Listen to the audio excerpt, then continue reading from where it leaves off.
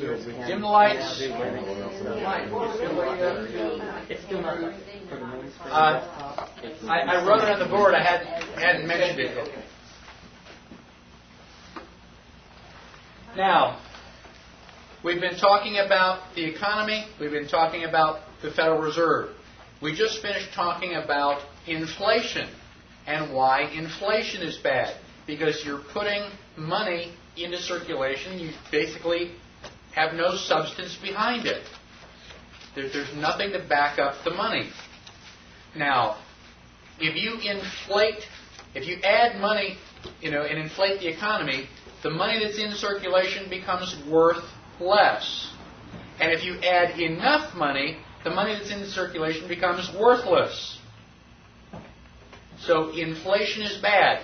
Now, Alan Greenspan tells us that we need the economy to be inflated about 5%. Now, wait a minute. Why would that be true? If inflation is bad, why would 5% inflation be good? Well, if you woke up tomorrow morning and everything cost you twice as much, wouldn't you be a little bit concerned? I mean, wouldn't you, call your congressman and say, wait a minute, how did you guys do that to us? Well, if they inflate the economy 5 cents a year, and so bread starts out as $1 a loaf, and then in December now it's $1.05. Are you going to write your congressman and say, wait a minute, bread went up a nickel? No, probably not. It's not enough to worry about. Well, then the next year it's up to $1.10 and then $1.16 and so on. Inflation is bad. The reason that they inflated at 5% is because it's not so bad that we're going to notice or complain. How many people know the story about how to cook a frog? Yeah. All right? Well, basically that's what they're doing. They're doing it in little increments so that we don't get irritated. Well, let's get irritated anyway. Now, inflation is bad. Let's talk about deflation. October 1929, stock market crash. Oh, terrible, terrible stuff. Accident, right? No. The stock market crash was deliberately caused. You can read books on that. They deliberately caused the crash of the stock market. Now, if that was the only thing that happened, the stock market would have, been recovered in about, 3 months. Okay? No problem. Is the stock market crash caused the Great Depression? No. What caused the Great Depression? Anybody have any idea? They took the money out of circulation. They took the money out of circulation. They contracted the money supply. In October, the day that the stock market crashed, the amount of money in circulation was enough so that each man, woman, and child could have $2,400. So if you spread it all out, everybody would have $2,400. A year later, guess how much money was in circulation? $14.50 per person. From 2,400 to 14? If you're paddling down the river in a canoe and somebody sucks all the water out of the river, where are you going to go? You're going to be sitting there going, what happened? Now, the Great Depression, was that because you didn't have enough people to work? Were people sitting around going, I'm just not going to work today? No, you had people begging for jobs. Please hire me. Why can't they hire you? Because we got nothing to pay you with. I want to buy that apple. Okay, give me $1. I don't have $1 to give you. Money is just supposed to change hands. There wasn't enough money so we could do our business. And the economy came to a grinding halt. On purpose. So now we say, oh my gosh, a terrible, terrible trouble. We've got this national emergency. Whatever will we do? Oh gosh, I know. Let's elect Franklin Delano Roosevelt, a socialist. And he's going to pass all these New Deal programs. Did the New Deal programs eliminate the The Depression? No. How did they cause it? Taking money out. How did they end it? By printing money. Oh, son of a gun, everything is better. Thank you, FDR. How stupid can we be? It's like, watch the little birdie over here, and with the other hand, they're, slicing our throat. So the Federal Reserve Bank is supposed to be, working in our favor? No. Is the Federal Reserve Bank part of the government? No. People say, well, it's got federal in it. It's got to be part of the government. Is Federal Express part of the post office? No. Just because it's got the word federal? Anybody ever order federal pizza? It's like, oh my gosh, this must have the government stamp of approval. How come there's no pepperoni? Just because it's got the word federal in it doesn't mean anything.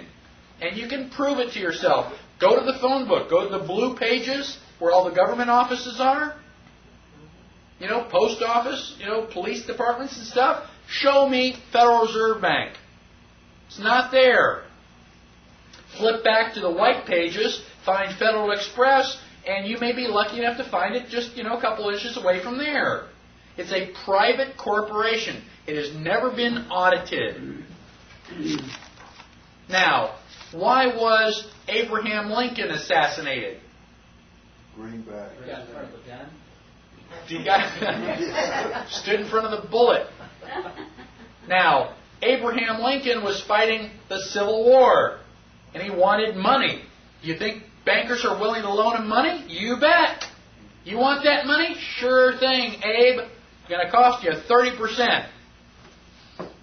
Abe said, no. I've got enough problems on my hand with the war. I'm not going to make more by, borrowing your money at 30%. So Abraham Lincoln printed new money. He went back to Washington. He says, what am I ever going to do? And his treasurer says, print money. Article 1, Section 8, Clause 5. Coin money and regulate the value thereof. That's one of the things the government can do. So Abraham Lincoln printed money with green ink on the back. Up until then, money was black and white. Why did he put it on green ink? So you'd be able to tell which ones were which. So he printed a couple $1 million, put it in circulation, won the Civil War, and then started taking all those monies out. Anything with a green back was taken out of circulation. So for a short period of time we had inflation, but at least we didn't pay interest on it. And he pissed off the bankers because he wouldn't play their game. Bang! Everyone wants to know, whatever happened to JFK certainly was not Oswald. No. I mean, who can believe... you can't even get 3 bullets out of the gun that fast, much less aim. Anybody who's used a bolt-action rifle knows that. Now, on page 26, I've got a short commentary on just perhaps why JFK might have been killed. JFK decided to eliminate the power of the Federal Reserve Bank, to strip its power to loan money and start printing federal treasury notes. Start printing it by the government the way they're supposed to do. And that was with Executive Order 11-110. 11110.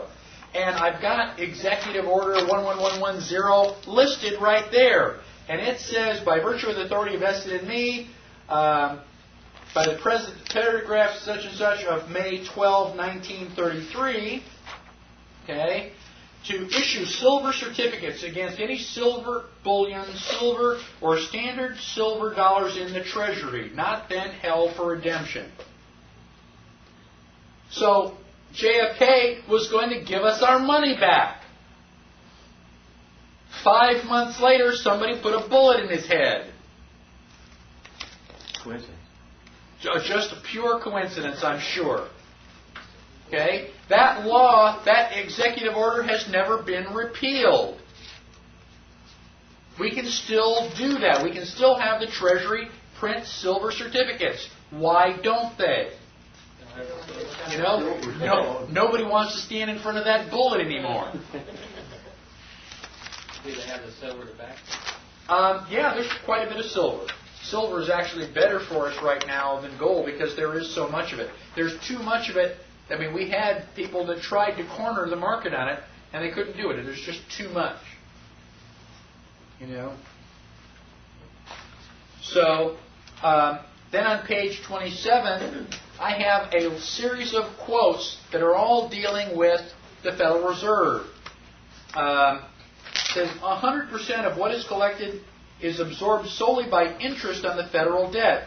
All individual income tax revenues are gone before 1 nickel is spent on services taxpayers expect from the government. This was the Grace Commission that was authorized by Reagan. They did a study. They said, your tax money does not go for hospitals and roads and national defense. Not a single penny. It's a lie. How many people have ever heard of the Grace Commission? Well, they've kind of swept it under the rug. I'm still trying to get a copy of it. Daniel Webster said, of all contrivances for cheating the laboring classes of mankind, none has been more effective than that which deludes them with paper money.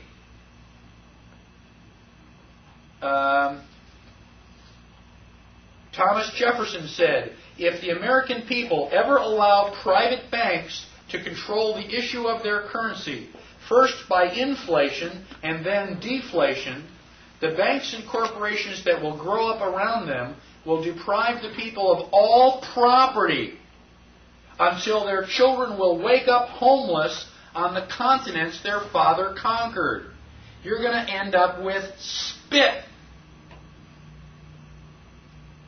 I'll let you go through those other quotes. Here's the President Andrew Jackson. You are a den of vipers and thieves. I intend to rout you out. And by the grace of eternal God, I will rout you out. And he did the best job of getting rid of the thing. Page 28 has other quotes. In the middle, Representative Lewis McFadden said, the Federal Reserve banks are the most corrupt institutions the world has ever seen. There is not a man within the sound of my voice who does not know that this nation is run by the international bankers. And he was speaking in Congress.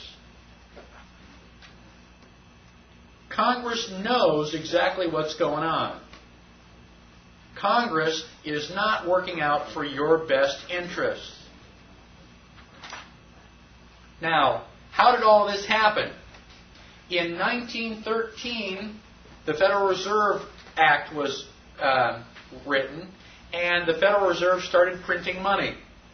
They were loaning money to the United States. We were obligated to pay our debts, our interest, in gold. We'll give you this paper. You have to pay us in gold. That happened for 20 years. In 1933, the United States went bankrupt. Now, I've met somebody who actually heard Franklin Delano Roosevelt say that live. This is not some history book. This is a person who heard it for himself.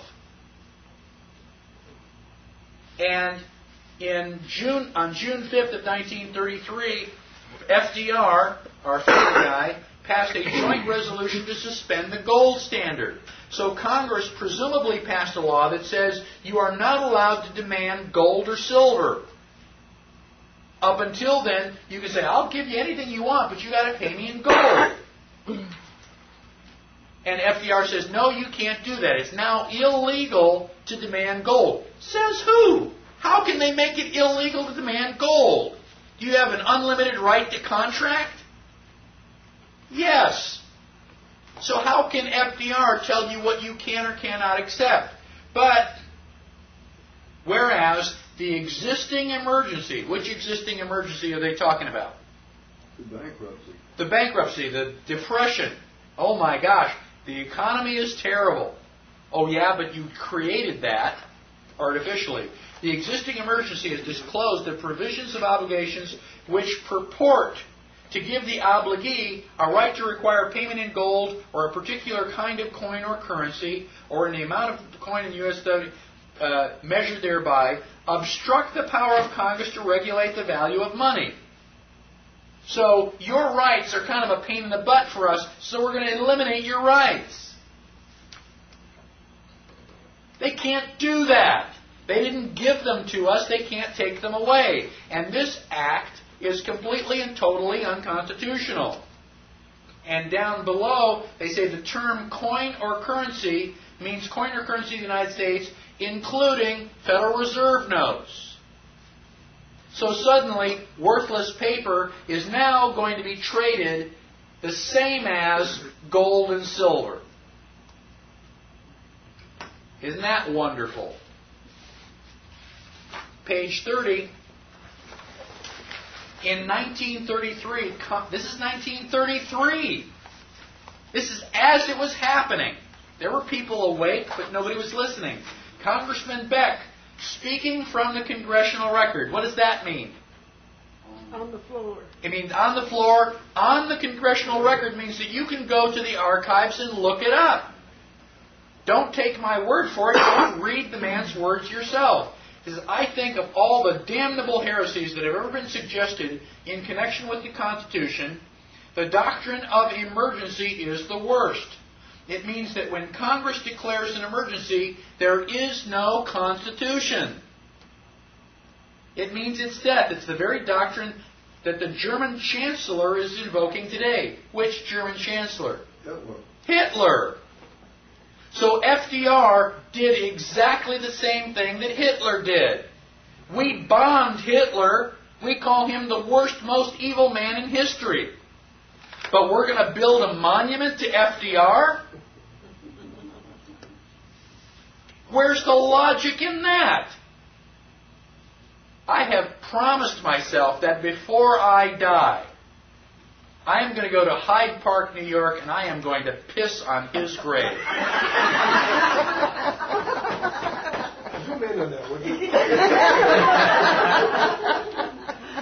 It says Chancellor Hitler is at least frank about it. We pay the Constitution lip service, but the result is the same.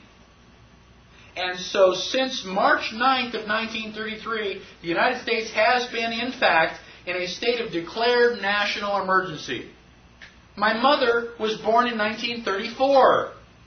She has lived her entire life under a state of national emergency.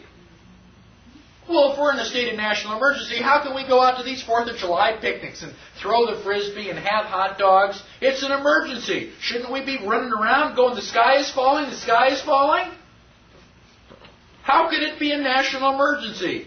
An emergency means temporary. You know, it's on fire, you put the fire out, the emergency's over with. How can an emergency last for 70 years? Just by definition, it's no longer an emergency. Now, the President may seize property, organize and control the means of production, seize commodities, assign military forces abroad, institute martial law, seize and control all transportation and communication, regulate the operation of private enterprise, restrict travel, and in a plethora of particular ways, control the lives of American citizens. Don't you feel special? And they have been renewing that emergency. I guess in 1970 sometime they said, wait a minute, you can't have an emergency that lasts that long. The President has to reallocate that emergency every 2 years. And they do. Start writing Freedom of Information Acts and asking about all that. We need a president that's willing to say, the national emergency is over. Now, Mike, excuse me. You didn't mention about the confiscation of gold by executive order also. Right. And then that's true. I'm trying to kind of... what he's asking about is the confiscation of gold. Basically, Roosevelt tried to make claimed to make owning gold illegal. It's now illegal because you're hoarding it. You are an enemy of the state. You've got to turn in all your gold. And people did. Yeah, right. That's the funny part. It's like, why? You know, you've got to jump off that cliff. No, I don't think I do. And what do? They put all of our gold in Fort Knox to keep it safe. Has anybody seen that gold? We've tried to get audits. Can you get anywhere close to Fort Knox? No, the gold's not there. All we want to do is we want to go in with a video camera. We just want to see our gold. They don't let you in because it ain't there. They've lied to us again. How bad does it have to get before we do something? Page 31. I'm just going to go through these real briefly. We've got so much corruption in the United States, it's not even funny. World War I was deliberately started. I mean, everybody was all, happy. They were shaking hands, and somebody assassinated Archduke Ferdinand. Oops, there we go. Got everything in. U.S. was deliberately dragged in by sinking the Lusitania. World War II was deliberately started.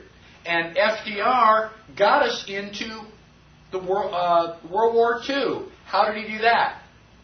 Blockade the Japanese. Well, he was blockading Japan, but he also created the Pearl Harbor travesty. Mm-hmm. I'm going to make each of you admiral. You have a navy. One of the good things about a navy is that you got lots of boats, and boats can move around and zigzag. A moving target is hard to hit. Anybody disagree with that? Not only is your boat hard to hit because it's moving, it's hard to find. You can hide it in the ocean. Anybody fly across the ocean? I mean, if you have a boat out there, the boat's probably the only people who know where it is.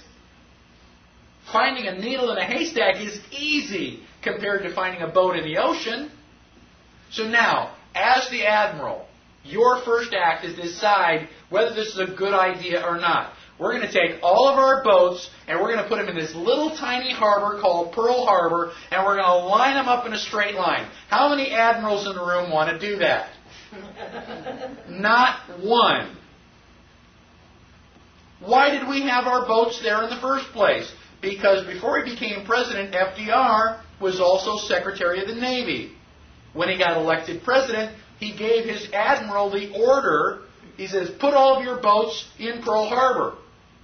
The admiral says, I will not. I'm an admiral. I mean, what kind of admiral am I going to be if I put all my boats in Pearl Harbor? No. FDR fired him. Put somebody else in. Said, put all your boats in the harbor. And he said, well, gosh, look what happened to my predecessor. I don't want to lose all these shiny medals.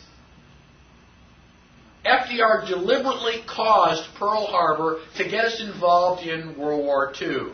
That is treason. If he were alive today, I would assassinate that SOB myself.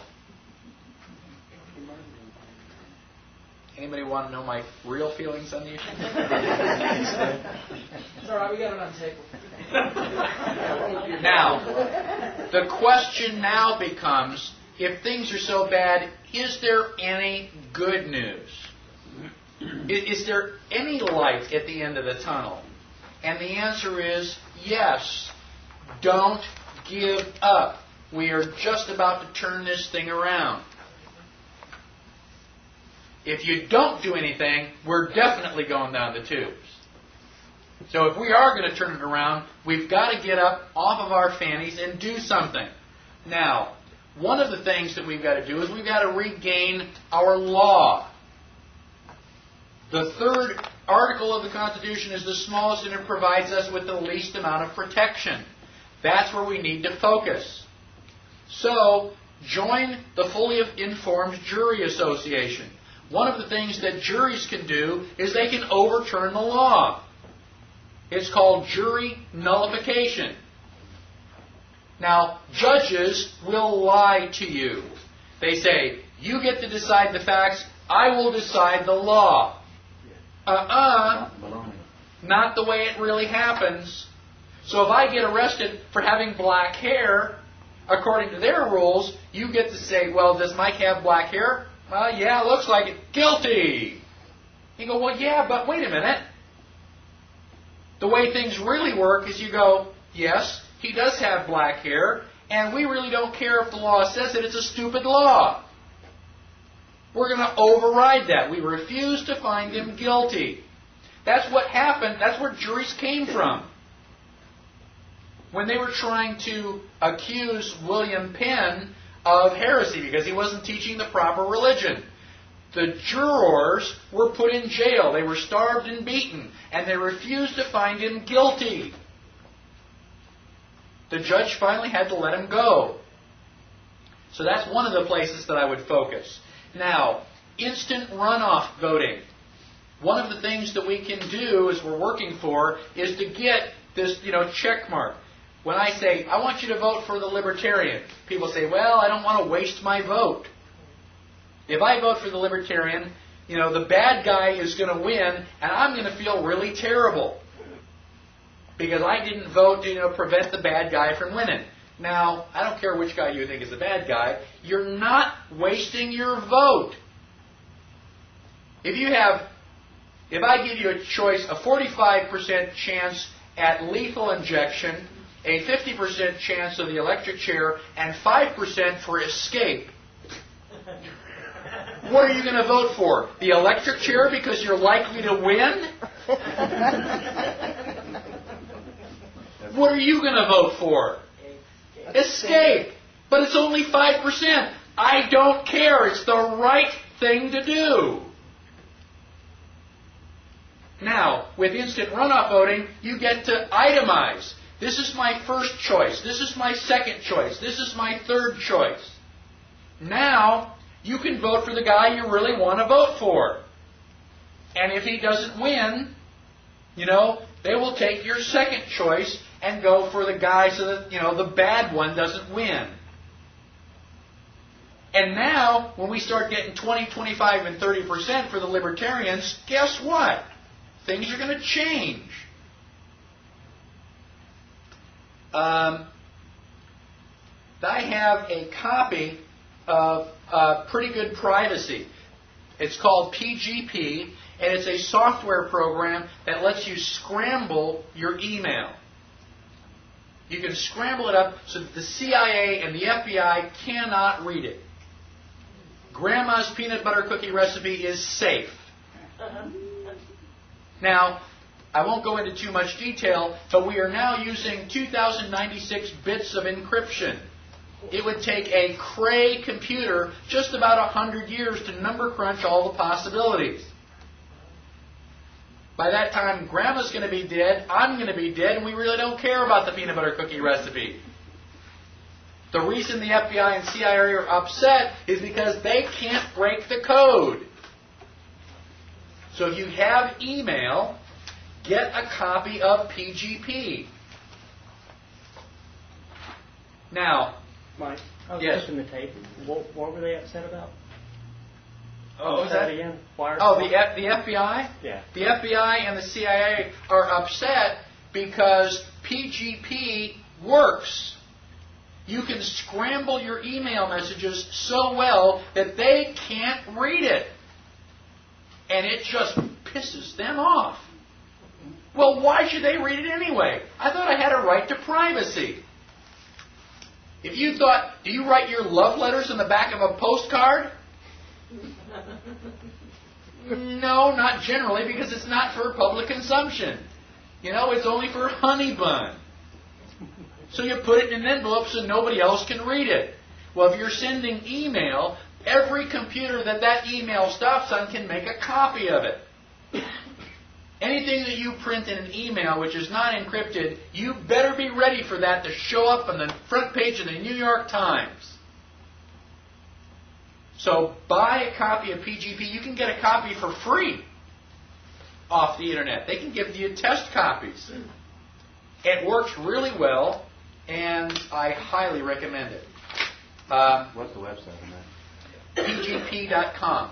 And the other person has to have it to decode it? I can go into more detail about how it works. I mean, I'm a computer guy. How it works is irrelevant. The fact that it does work is what you really need to be concerned with. Now, there is a Project Toto to expose and end the illegal operation of the income tax system. In a couple of weeks, we are going to go to Washington, and we are going to be dragging the IRS over hot coals, asking them difficult questions. Now, the government never gives us anything that they still want. If they have agreed to go to Washington and answer our questions, I am convinced the IRS is out.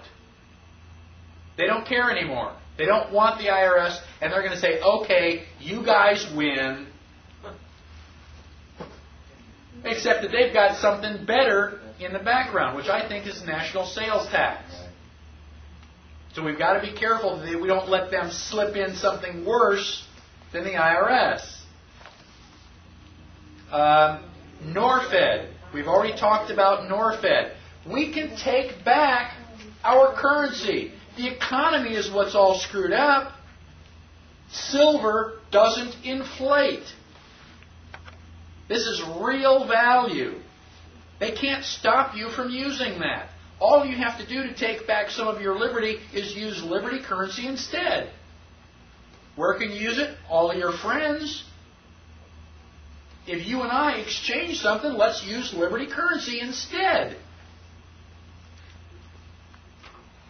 Digital money is going to be the solution to all this. The reason that the Federal Reserve has all the power is because we are forced to use their money.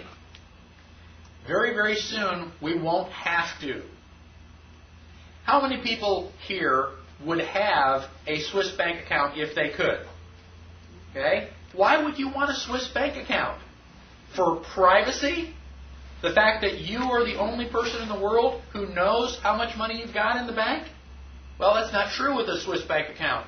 There are two people, you and the Swiss banker. You now have an opportunity to do something better than a Swiss bank account. And it is called 3pgold.com.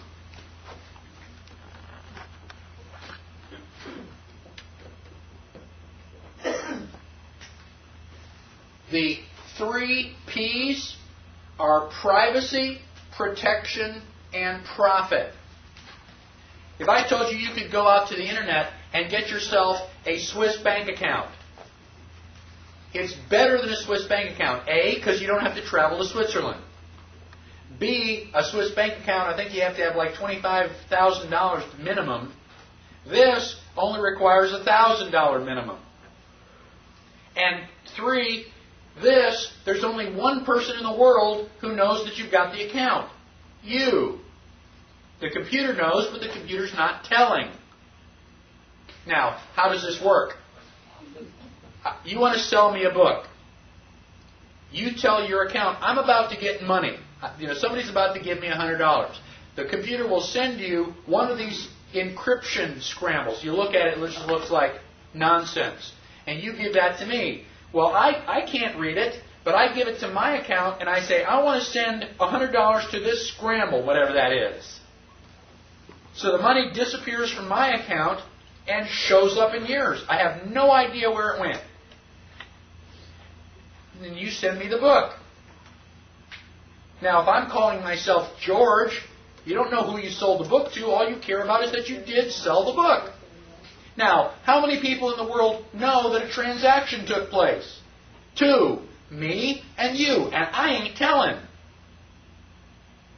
Right now, 3P Gold is like trying to sell somebody the very first fax machine. Imagine being a salesman. I've got this really great machine, and you put the paper in here, and it dials the phone, and it comes out someplace else. You go, great. Who can I send it to? Well, nobody. I mean, you're the only one. It's like, well, then why would I buy one? Well, where did they first show up? Well, somebody like Ford Motor Company said, well, we'll buy 2 of them. That way, the secretary doesn't have to run back and forth. It'll save time. Well, then General Motors buys a couple. You go, oh, wow, so we can fax something to General Motors too? And then pretty soon somebody else and somebody else and somebody else. Now, fax machines are ubiquitous. I mean, people have them in their study. I've had people say, I don't want your email address or your phone number, I want your fax number. Fax machines are all over the place. You can fax something to anybody, practically. Now, how many people had email 10 years ago? Me and Jim and maybe 2 of my geek buddies. Email? What's that? Now, who has email? Everybody has email. 12-year-old kids have their own email. My mother has email. Even the homeless and people the public library. Everybody's got email. In 10 years, email is everywhere. Why? So we can send stupid jokes to each other. Isn't that great? Grandma's peanut butter. It's like, oh yeah, Grandma's peanut butter cookie recipe. So in 10 years, we have everybody's got email for something stupid like jokes. Now, if I told you that you could get this 3P Gold account now, and you do these secret accounts. You can buy somebody for something in Russia, and it's a secret. Any money that you take out of the bank and put in 3P Gold, can the IRS get to it? Get to what? I don't know what you're talking about. Account? No, I don't know anything about an account. Is that guaranteed? What's that? Is it guaranteed? As long as you don't forget your password. They tell you right up front, do not forget your password. Don't call us because we can't figure it out. It's all encrypted. Could you have like your paycheck direct deposited or something like that? Eventually, not yet. Does it draw interest? That's the 3P Gold. Protection, privacy, and profit. And they haven't got it completely up to speed yet, but what they're going to allow you to do is do investments. Just like the stock market. And the stock market here in the United States is controlled by the SEC. If you do trading on the world market, you don't have that limitation. You can get big percentages outside of the stock market. And so that will eventually be relatively profitable. But yeah, you can draw interest on all this stuff. Now, admittedly, there are only like 2 or 3 of us that got them. It's going to be hard for a while to find anybody that can transfer it. But if we can get email in 10 years, how fast do you think we can get 3P Gold? You send an email to everybody that you send jokes to, go, hey, wow, man, this is really great. 5 years?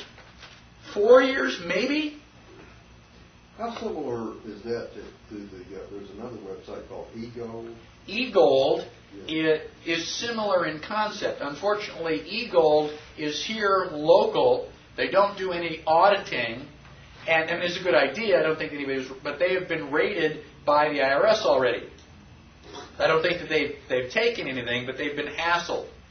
3P Gold is offshore. It is not in U.S. jurisdiction. So what's the IRS going to do? Well, Clip the feed to their provider. What's that? Clip the feed to their provider. Yeah, well, so it's offshore. I know the man who's helping to organize this personally. And he's either really telling the truth or I am a terrible judge of character.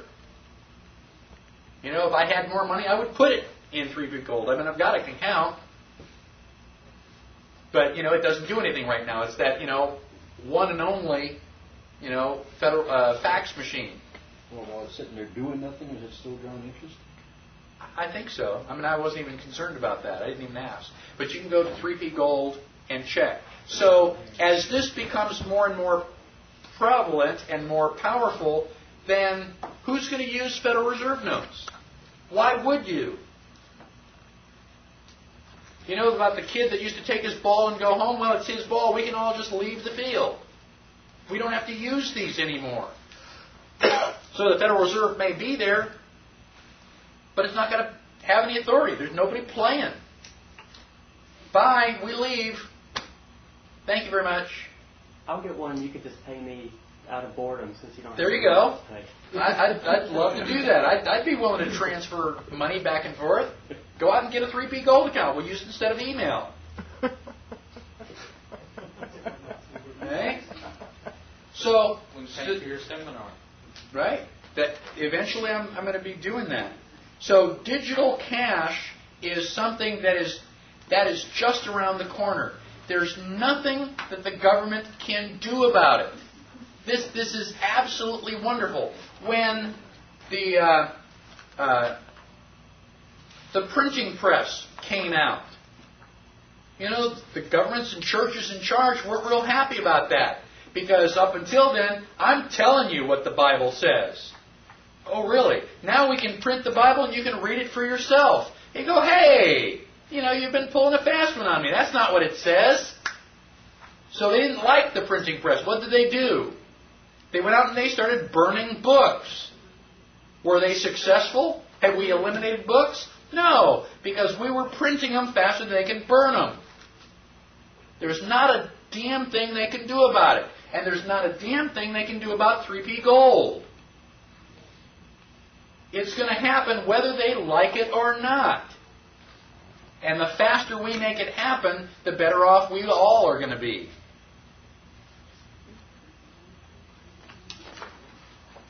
The Libertarian Party, page 34. Now, I really don't care who you vote for, as long as you do not vote Democratic or Republican. Don't keep making the same mistake.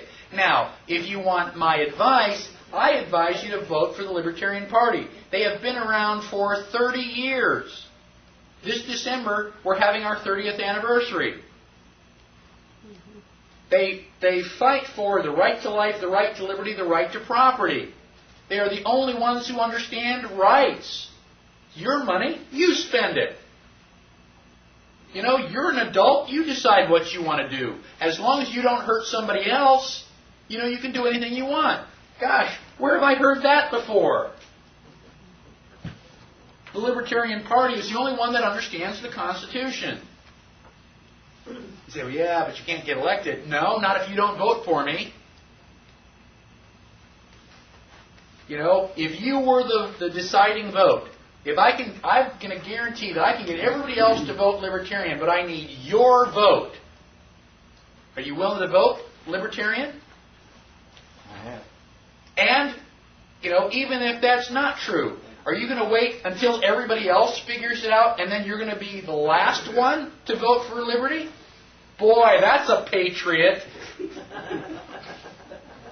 Why don't you do something brave and daring, like be the first one?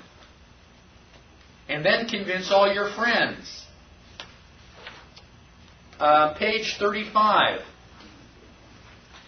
There are three groups of people. People who don't know that there is a problem. Okay? Then of the people who know that there's a problem, people think that, yes, we can solve it, and we can work within the system. If that's true, vote Libertarian. If you fall in the third group, and you think that the system is so out of hand that it just cannot be fixed, then start from scratch. This is Texas Constitution 2000. It's only the first couple pages of it, but Article 1 is a Declaration of Rights. Right? It says all political power is inherent in the people, and all governments exist by the will of the people.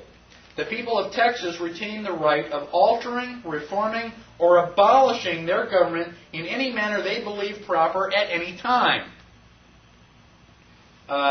Go to page 36. I'll read two of my favorite clauses. Section 5, every individual has the inherent right of defending the life, liberty, or property of any other individual using whatever force is necessary through whatever means available, including the use of deadly force. Doesn't that sound a whole lot better than the Second Amendment? And just in case there's a Rosie O'Donnell out there who doesn't understand, let me clarify with Section 6. Every individual has the inherent right of owning, using, and carrying arms of any description. Any questions? Article 2 is limits of the government. Government has no inherent rights or powers, neither implicit or explicit. That pretty much sums it up. And you go through. Government shall never. Government shall never. Government shall never. Government shall never. They can't own property. They can't control the free flow of ideas. Government can't do anything unless it's explicitly listed. Now, this is a constitution with teeth. Now, the Constitution has been written. It has not been ratified. How did we get this Constitution ratified? Well, we had 9 out of 13 states ratify it. Well, this is a Texas state constitution. We've got 254 counties. If we get 176 counties to ratify it, it becomes the law. And Texas becomes a nation. What happens to the existing statutes? They're non-existent. There is a transition stuff. I mean, we don't expect it to happen overnight, but there is a whole program of how we're going to go from the mess that we're in now to the new government. And I give you the website for that, tcrf.com, Texas Constitution Ratification Fund. And you can read, I think it's about 22 pages. First time I read it, it made me weep. When you say it goes from a country to a nation, I'm not making sense. I'm not doing a lot about it. Are you talking? Are we pulling out of the U.S. as a nation, or you mean we would become sovereign again? We should have been all along as part of the U.S. No, we would be separate from. Literally, you're 49. We're one. Yes. Okay. Yes, and Texas is not the only one doing that. The sovereign nation of Hawaii is very, very close. Alaska, Arizona, Idaho, and Montana also have very strong. Just remember, the last time the United States tried to do this, or part of the states, we ended up a civil war over it. I understand, and there's a lot of debate as to whether or not that would happen. I personally don't think it would go that far. But, I mean, if it did, send me to the Alamo.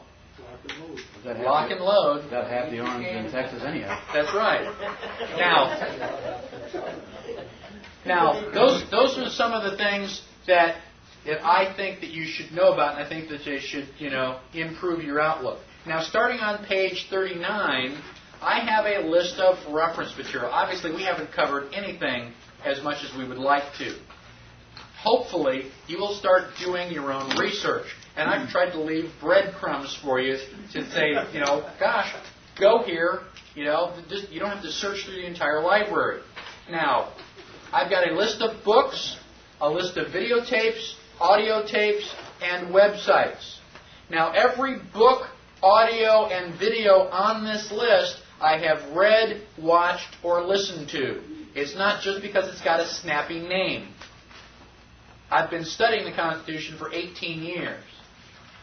Now, the websites, I don't have as much. I didn't go through every single website, every single page. So there may be things on the websites that, I don't agree with completely. But they are all, for the most part, as far as I know, very strongly, pro-liberty.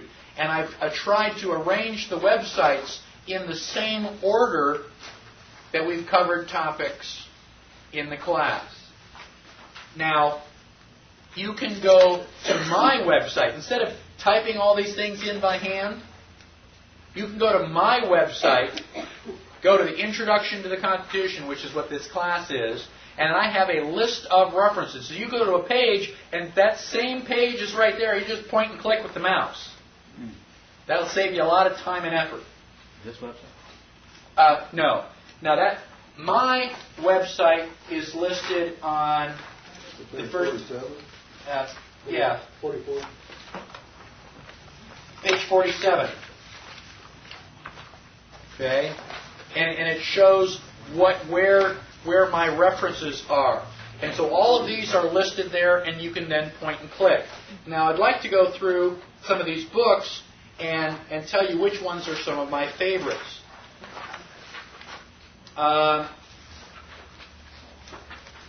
Okay, The Global Sovereign's Handbook, page 39. This book is $105.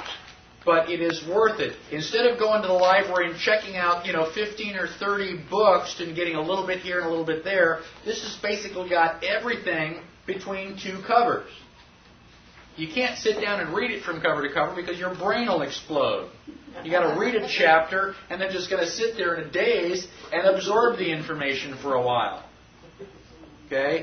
This is a very, very good book, and I haven't found anything in here which. $25. What's that?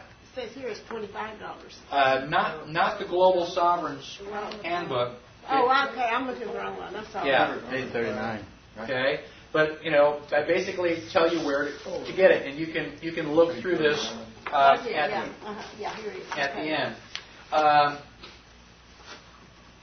The Sovereign Individual, top of page 40. That is also really good for getting your spirits up, to show you all the things that are happening that the government has no control over.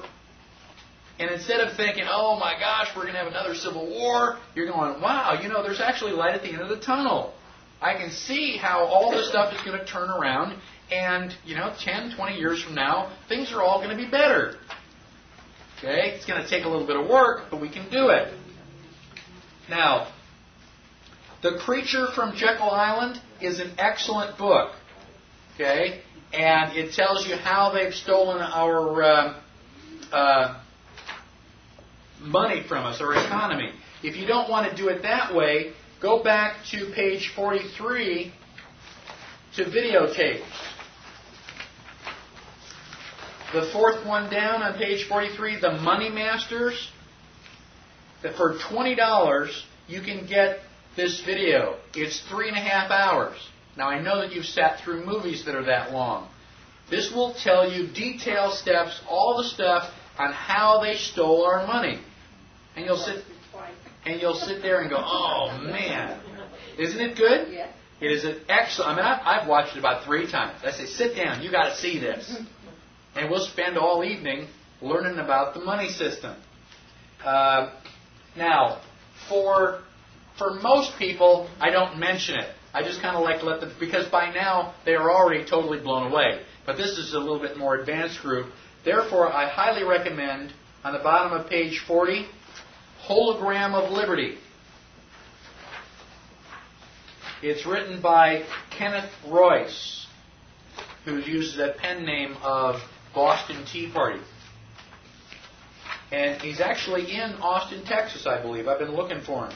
But this book goes through the idea, the possibility that the Founding Fathers weren't trying to protect our rights, that they deliberately made Article 3 really small so that they couldn't have their strong central government, in 1789.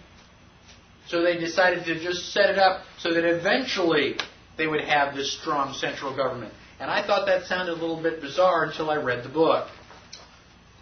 He makes some really strong arguments for it. Page number, please. That was at the bottom of page 40. Thank you.